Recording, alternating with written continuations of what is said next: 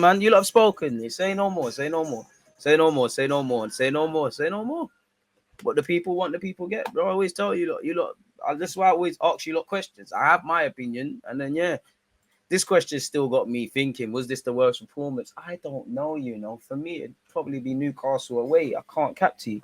It'd probably be Newcastle away. Because of the lack of fight, considering that was your last chance saloon. You still would have fallen up short, but that was your real last chance. And as you saw with Spurs were poor by Conte standards. Arsenal, even if we got top four, it would have been a wavy season, but we still would have been mad shit. United, the same. You had to try really hard not to get fourth. That was your last chance. And regardless of injuries, fatigue, people feeling down, I never saw that fight. I never saw that, man. I never saw that, man.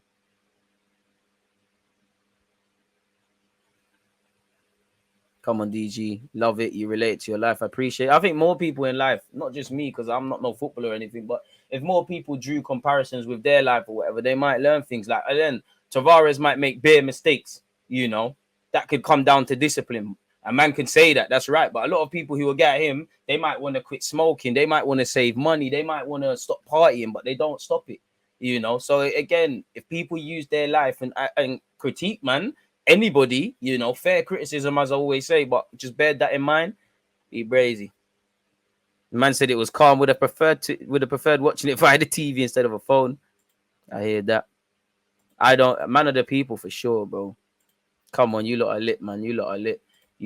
Now I can finally close that. I can't lie. I wasn't planning to do all three, but it's banged out now, innit? Next week we can watch it all again. Like it was lit still, man. It was lit. I think what I enjoyed the most, the cliche, obviously I know a lot of these, without sounding big-headed, I know a lot of these things about Arteta, respectfully. I think I enjoyed that aspect, like just seeing Arteta behind the scenes. I did like the segment on Tavares. I did like the Carlos Cueva segment. I did like Ramsdale learning about his family and that, learning about his family and whatnot. Obviously the highs and the lows in the dressing room, the banter in the dressing room, even down to obviously you saw the photographer, Tierney Chef, Tierney opening up on his friends committing suicide. I just like the human element around it. Saka and Smith Rowe always gonna lap that up in it, people. Everything they do, man. Yeah.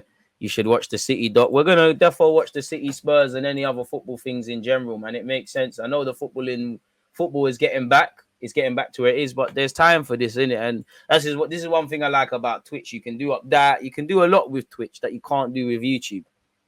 To be fair, I agree. I just think at that stage of the season, the Everton loss was criminal. Your facts, bro. Your facts.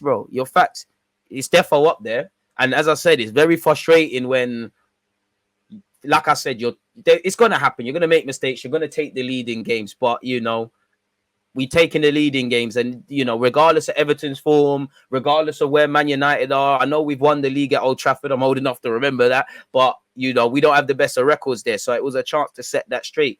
Especially, I keep saying it, and I'm gonna until it bangs on home.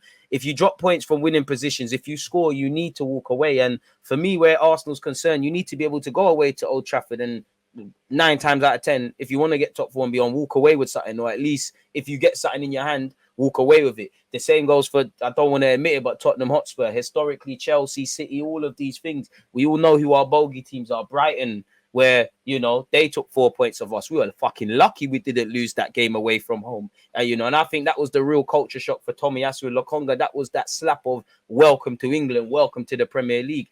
Southampton as well. And there's probably a bunch of them. In terms of taking the lead for winning positions, Everton, Palace, Man United, I'll allow us a bit for the Man City game at home, because obviously things went against us. We were down to 10 men, and we fought. But again, if you take the lead against the champions, make it difficult. And I think they had 2 games that week. Their energy levels were low.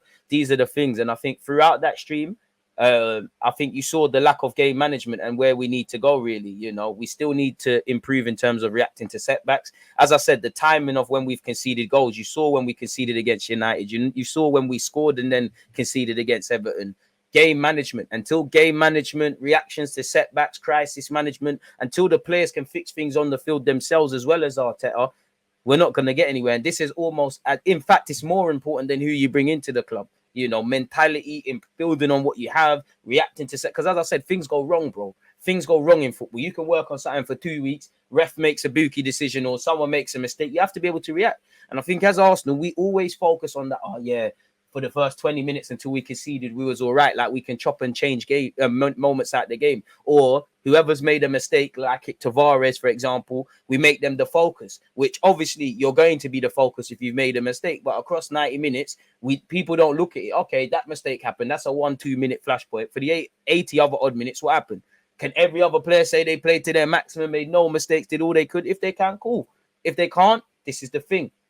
But a lot of people don't look at football to them deep levels there like you lot. That's why you're here, man. So it is what it is, man. Serious highs and lows. Ultimately, a low because we was getting relegated at the start of the Amazon dock, and now we have a chance of staying in the league.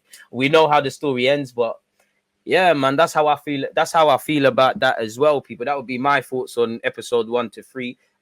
Also as well, I'll try and make some notes while they're fresh in my head. I did think it's a bit of PR for Arteta. I did think people gassed up these 3 episodes a bit to me, but I did like the togetherness. I did like the team huddles, the building exercises, the trying to be positive, trying to create a certain passionate environment, trying to make it a family thing. I did like the group banter between, you know, certain players and all the players because you don't typically see that.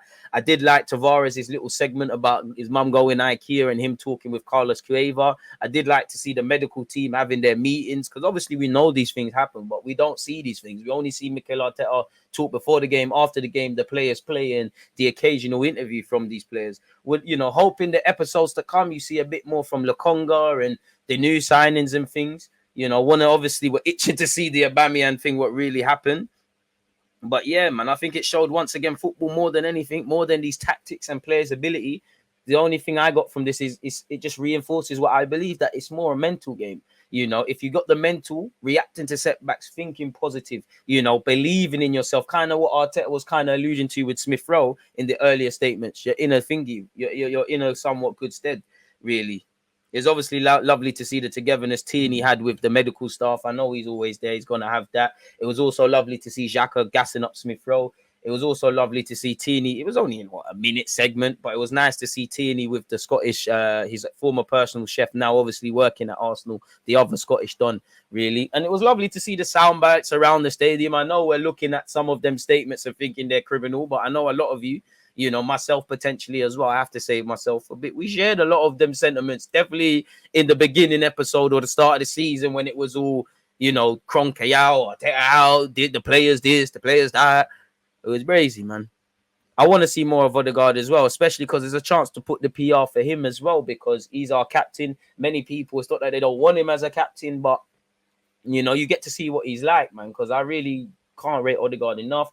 It just reinforced why I like Tierney and Ramsdale away from the footballing. Not saying just them, you know, the Haaland boys didn't see much of Eddie. So, you know, Laka's not Haaland, but he's always in the CAF.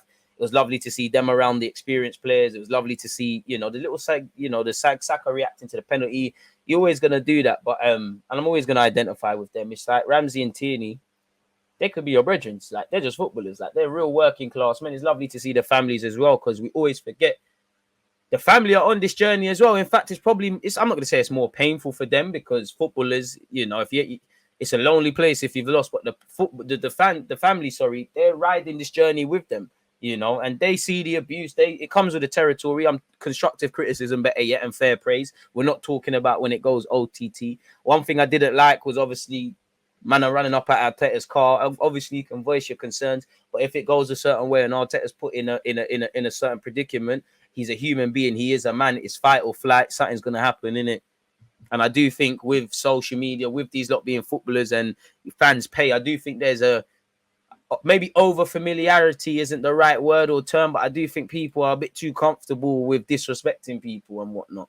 And I do think people should, like I said, with the discipline, you know, relate it back to their own personal lives, and there might be a lot more sympathy, people, man. It was lovely to also see Ramsdale getting mad about the lack of clean sheet as well. What was better is that obviously after a tricky start to this, people, I watched the game with you. I watched the 3 episodes, better yet, with you lot.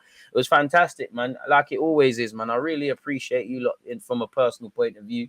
You know, there was also a couple of triggering moments for me, like obviously when